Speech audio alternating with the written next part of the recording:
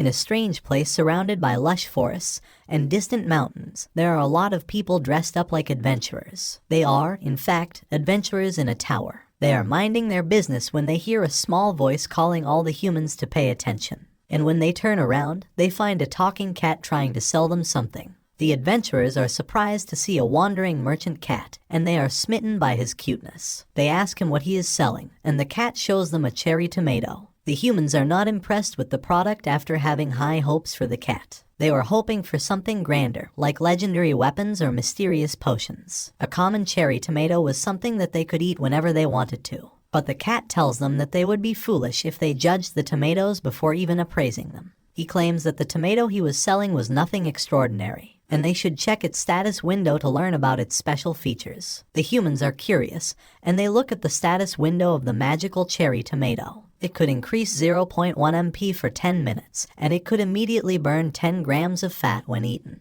A man says that the value is too low, but the tomato has already found its target audience. The women are going crazy over a product that can burn 10 grams of fat just by consuming it. The cat smiles smugly and tells them that this tomato would cost them 0.5 tower coins per piece. But he is scared when the women adventurers rush at him, willing to buy all the tomatoes he has for even a higher price. A competition breaks out among them, and everyone wants to have the benefits for themselves. A man asks the cat where he got the tomatoes from, and the cat smiles and tells him that it was a secret. Then we are shown the scene of a field where those cherry tomatoes are being grown. A man picks up a tomato, and it seems like he is packing up for today. He tells his assistant, a rabbit carrying a trolley full of tomatoes, that they have harvested enough tomatoes for the day. The man tells his other workers to take a break too, and we see 2 rabbits trying to harvest another crop. The man then squeezes a tomato into a cup and asks a honeybee to give him some honey. She spits out a big drop of honey, and the man mixes the contents of the cup. His special energy drink is ready, and he drinks it along with his rabbit helpers. The honey and cherry tomato juice is a vitality drink, and the man says that this is how life should be. All his rabbits also raise their tiny glasses to show that they agree with him wholeheartedly. But then he is hit by a sudden quest. He has to distribute the honey and cherry tomato drink to the manager of the tower. There is no reward for the quest, but if he refuses to do it, the penalty would be disappointment. The farmer doesn't want to do it, but when another message pushes him, he agrees to complete the quest later. Just then, the cat merchant comes back to the farm. He calls the farmer Master Sejun and jumps on him. Sejun is also glad to see the cat back and says that he completed the work faster than he expected him to. The cat's name is T, and he tells Sejun that he sold out and earned a lot of tower coins. Sejun is impressed and thinks that it will not be long before he becomes famous in the tower. And when T hears this, he panics because he was keeping Sejun's name a secret. But the money-minded cat is already thinking of going to sell another round of crops after eating, as he wants to earn a lot of money. As T rushes to a black rabbit, asking him to refill his supplies, Sejun asks him to rest for a bit longer. The black rabbit shows exceptional skill at fishing and catches a few fish for T. Sejun watches T and thinks that he is addicted to earning money, but then he suddenly remembers something he had almost forgotten. Sejun takes a piece of charcoal and makes a symbol on a stone wall. The wall is half full of the same letter, and this one was the 30th. Sejun says that it has been 150 days today. He introduces himself as Park Sejun, and his class is a tower farmer. Sejun is going to harvest the crops, and the black rabbit and T jump on his shoulders and say that they will help him too. Sejun thinks back about how he has been in the tower for 150 days since he got lost. He looks at his fields, with different types of crops growing and rabbits and bees helping him out. And then he gets ready to do some work too. He then begins telling the story of how he survived after getting lost in the tower. 10 years ago, on an ordinary day, a 99-story black tower suddenly appeared in the middle of Gangnam.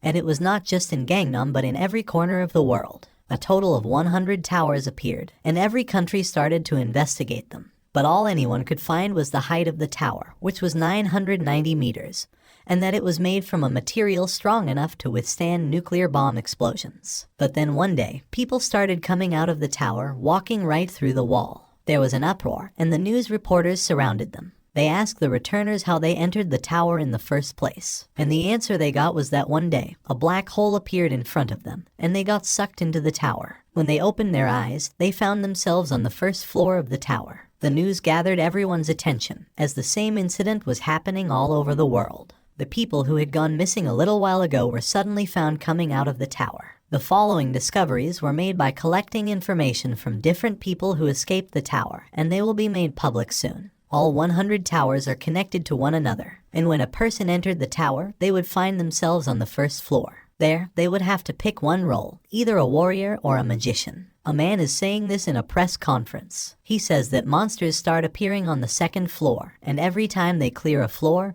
they get different rewards. And if they were lucky enough, they would get a ticket like the man has. It was an item, and a rare one at that. People who were sucked into the tower were called the Awakened, and they could enter and exit the tower as they pleased. But if any ordinary person wanted to enter the tower, they would need this ticket. But it did not mean they could also climb up the floors of the tower. The reporters ask him what makes him think that people would volunteer to go into the tower, which had dangerous monsters. And the next question is, what was the purpose of the tower's appearance? The man does not know the answer to the second question, but he is going to tell everyone why one would go to the tower. On his cue, a woman comes forward with a small treasure box in her hand. And when she opens it, a heap of gold and jewels is piled up on the floor. The reporters stand up in shock, and the man on the podium tells them that he is sure of one thing.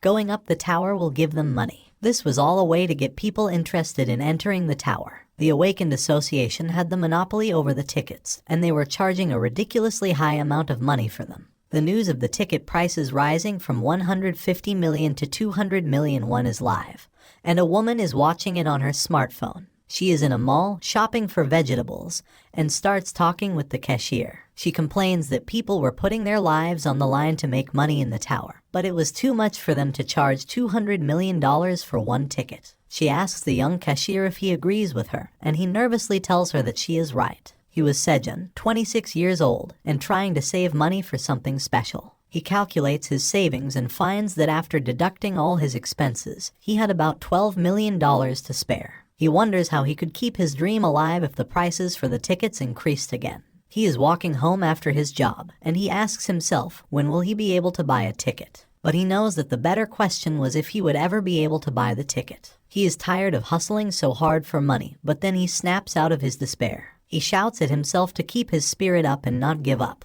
He thinks that there will be some way to save more money. Just then, he thinks of the vegetables he had bought at a low price. He could plant them because he had heard that their price was also increasing. And he had seen an advertisement for an automatic vegetable grower recently. It was endorsed by none other than his favorite idol, Sarah. Sejun starts thinking optimistically, almost too optimistically. He thinks if he saves the money and buys a ticket, he might land a contract with a good guild. And then, if he cleared the tower, he would propose to his celebrity crush, Sarah. Sejun imagines how good that headline would look as he giggles. He cheers himself up, but then he notices something weird happening behind him. Sejun turns back to see a black hole-like portal and recognizes it as the vanishing point. It was the same phenomenon that sucked in the first generation of the Awakened. Sejun is excited. He thinks that the vanishing was here for him. He declares that he is ready to risk his life to climb up the tower and asks the black hole to take him in. But nothing happens. Instead, the hole starts shrinking, and Sejun is shocked, asking why it is getting smaller. But the hole is getting even smaller and is about to vanish. Sejun panics, saying that he will not let an opportunity like this pass him by.